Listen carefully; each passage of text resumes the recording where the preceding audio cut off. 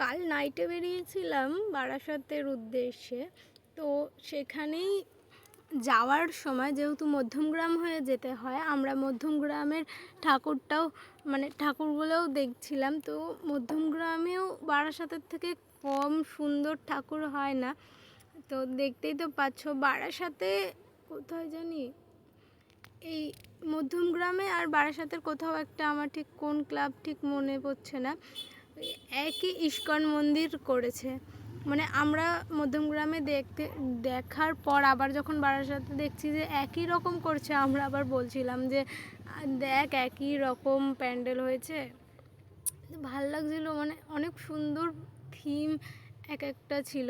অনেক মানে বারাসাতের মজা আমরা মধ্যমগ্রাম থেকে নিয়ে তারপর বারাসাতে গিয়েছিলাম।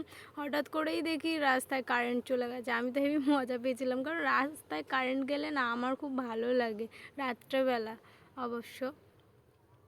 তো তারপর তো ওই ঠাকুরই ভিজিট করে গেছি। প্রচুর ঘুরেছি কালকে, মানে সারাটা রাত ঘুরেছি। ঘোরার পর তো মানে অনেক এনজয় হয়েছে। আবার গিয়েছিলাম ওখান থেকে আমরা পুচকির সাথে দেখা করতে। মানে আমরা কালকে 150 কিলোমিটার মতন ঘুরেছি, বেশি ছাড়া কম না।